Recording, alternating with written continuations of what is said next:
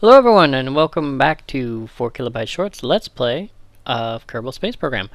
Um, I'm not actually going into space today. A lot of people are talking about the 0.18 update and whatnot, and they're like, I'm not going to play until 0.18 comes out and it's got all this extra stuff on it. And I've seen a few videos out there, a few previews and whatnot, and it does look pretty awesome. It really does. But what I want to do is before 0.18 comes out and completely changes the way KSP plays, I want to show you guys something that I've been working on. A while back on, I think it was on the KSP forums, or Kerbal.net forums, it was one of the forums back when I was looking, someone had brought up the challenge that you should build a space plane, which is a plane capable of getting into space, returning back to Kerbin, and not have any jettisonable parts, meaning it all had to be one big piece. And I've seen some of the constructions out there, and they were, I guess they worked. I mean, some people got it to work, some people didn't. I never entered the challenge, but I also never really had a reason to build a space plane. You know, I just would build a rocket and fly it around Kerbin, and that would be it. Well, since I got the ISA mapsat, I've been meaning to map Kerbin, because right now all I have is a strip right down the middle of the equator where all of my previous launches have covered, but I don't have the north-south continuous coverage. I also don't want a map sat that goes up there and just kind of spins around and then stays there forever. So I thought this would be a perfect opportunity to have a high-flying jet space plane, I guess, that could do the north-south coverage, cover all of Kerbin, map it all out, and come back down. And as you're currently looking, this is what I have come up with. Now I will tell you that this thing can reach over 100 kilometers, but it cannot obtain a stable orbit. The engines begin to cut out around 14 kilometers, and these just are added extra weight. They were supposed to be a deorbit burn object where I could just hit them really quick, do a deorbit burn, and come crashing back into the atmosphere, but right now all they are is dead weight. But this is a build, and I found that if I keep it under 15 tons, it has a high potential chance of taking off, and an even higher potential chance of making it up to where I want. Now, these solid boosters, unfortunately, not jettisonable, and if they were, they would add additional tonnage for the jettison rings, are what helped me get to that 100,000 mark. It's, I think that maximum I've hit is 118,000. On a nice arcing trajectory, and I think if I could control that arc, I might even make it farther. But in order to get a stable orbit, not only do you have to be above the atmosphere, you have to be going at least 2,250 meters a second, I believe, and I can only get up to, at maximum, about 1,400 meters a second. But I like that this plane is so small. I like that it is so tiny. It's not one of those big giant planes that you see flying around, you know, the wings out to here and the body out to here and so on and so forth, and you know, it can barely take off and the wings don't like to flap. This thing is a very tiny high flying jet. It can reach really high altitudes and it doesn't burn a lot of fuel. It actually only has the one fuel tank. This is just a fuselage to save on tonnage. I could add an extra fuel tank, move these down, and have even more flight time. The problem comes from the fact that when I reach those high altitudes without any atmo, there's nothing to feed the engines, and the engines die out very quickly. And I'm looking at this right here. I always put this on here because it makes it look like a MiG, but I'm thinking that this ramjet, I'm going to call it, the air intake valve, is actually useless. It's not attached to an engine. These are attached to an engine, but these ones are not. Now these weigh the same as this. These ones look a little cooler. I don't know if they actually do anything different. I think it's all the same numbers, but I use these instead of these just because they're fun. So I'm actually going to tear this off, which doesn't give me much in the way of tonnage, but a little bit more is a little bit more. And if you look, the delta V on these rockets give me a vacuum delta V of 3,095 meters a second. That is more than enough to get me into atmo. Or excuse me, get me out of atmo and get me into a stable orbit. And what I also find is that if I were to remove this rear fuselage, replace it with a standard fuel tank, and then attach to that standard fuel tank a lighter engine such as this one, I get a ton of delta V. Downside is it also changes the center thrust and lift of this. As if you notice, my lift right now is actually very centered. It's very nice. So what I've decided to do, now that I'm done talking your ear off, and I'm going to save this, what I've decided to do is I've decided to attempt something very simple that came to me in a dream. Yes, it actually came to me in a dream. And that is to remove these additional parts and pieces here, which moves my weight forward a little bit.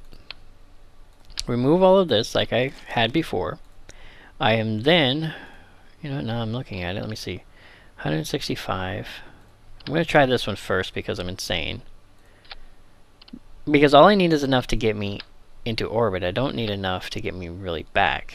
Okay, that's not going to be enough fuel, even in the best of times. That number will go up as I go into, leave atmosphere and as the center fuel tank burns down, but it will not go down enough. Whoop, lost my engine.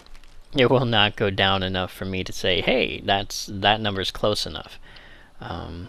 This is 8.5. I think there's a smaller one. Aha, here it is. Okay, it's got a thrust of 60 compared to this nuclear rocket's 225. But it is much, why is it doing that? Stop it. Much lighter. I have no idea why it's doing that. Okay, but I think I found a bug. I don't know what's going on. I think I found a bug. Well, let me put my wings back on. Can I put my wings back on? Hey, I can put my wings back on. At least that is working to my advantage. So let's go ahead and put my wings back on. And that is what I wanted. I want that. Okay. And like I said, surprisingly, this little guy is actually very stable indeed. Now I'm up to 10.65 tons, which isn't bad. I think that's even lighter than my previous tonnage. Wait. Is that empty fuselage heavier than that full fuel tank? Fuselage. Jet fuel. Structural fuselage. 0.4 versus 2.25. How the... Okay. Oh, maybe that was it. I took off the thrusters and I didn't calculate weight after I took off the thrusters. So, okay. My bad. My bad. Now this is a thrust of 225, and oh good, I'm working again.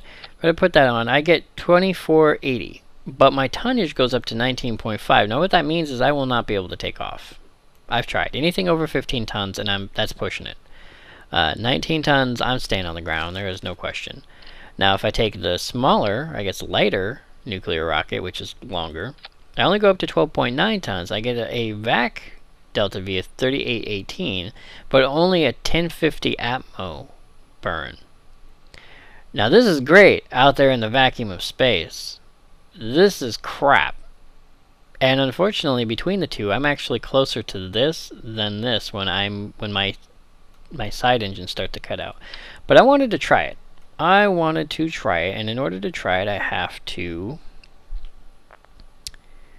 bring my lift back towards my center of mass. Now this is going to be very, very close. Very close. Can I grab this any farther forward? I can't. It auto grabs. Okay, so I'm going to have to do that again. Really, really close. A couple more pixels, please. You can do it, little guy. I have faith in you. Not as close as I want. Come closer. You know you want to. Ah, there we go. Okay, so that is almost perfect to my center of lift versus my center of mass.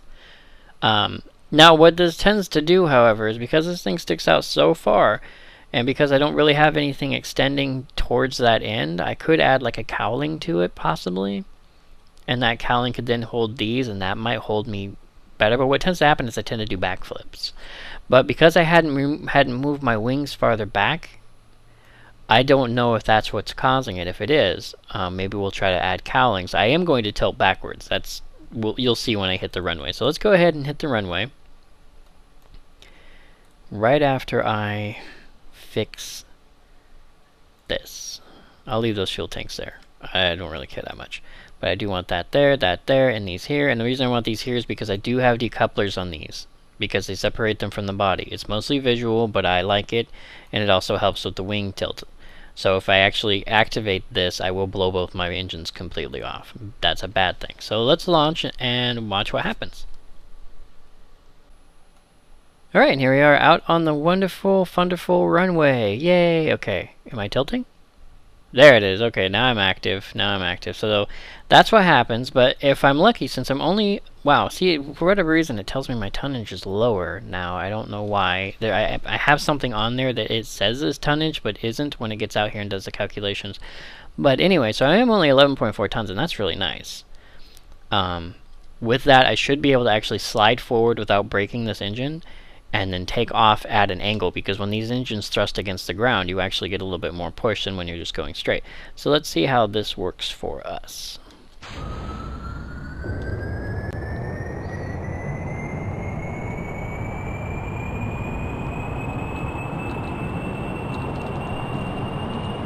Alright, gear down. Oh, gear up, excuse me. Alright. It really wants to fall backwards at this point, but much less so than normal. So let's go ahead and see if I can get it up into the atmosphere.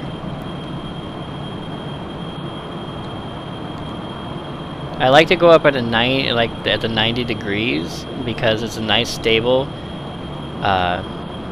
item, and I can kind of crosshair it because I am manually controlling this, and I am kind of fighting it a little bit because that engine is really heavy back there. But I do seem to be doing okay so far. I can turn on... Actually, I can turn on... Let's see if he'll do it. Mechanical jeb.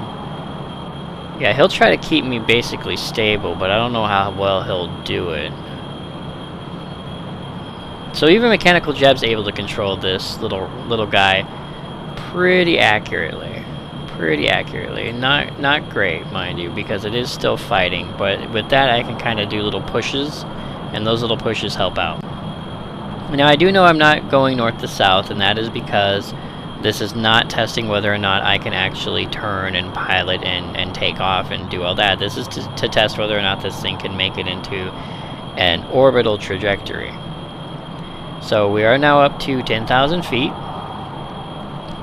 And I'm going to hit map really quick and look at our map, and this shouldn't be too much higher than we are. Okay, 14,000 feet, so it's about 2,000 feet higher than we are because of our speed.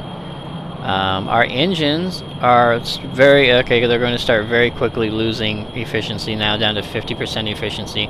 I kind of like to wait till this starts to lose speed, like right there, and then I thrust that, and I just deactivate those, and let's see... Okay, it looks like those on were helping more than not, but...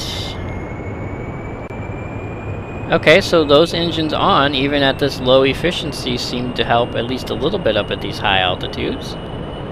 Maybe we'll get lucky.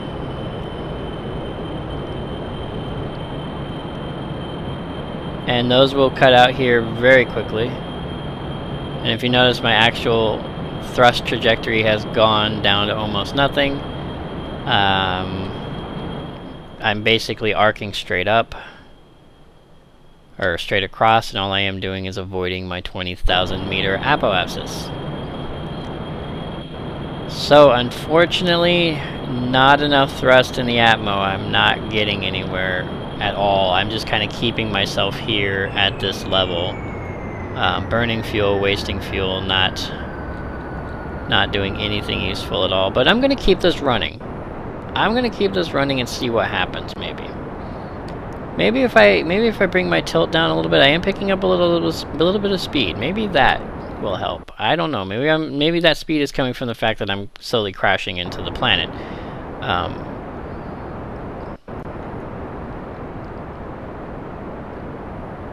Maybe that's what I'm doing wrong. I don't know. I've never flown a space plane before. I don't know if I'm supposed to just kind of fly off the end of the planet, or if I'm actually supposed to take off and kind of push myself up into the sky.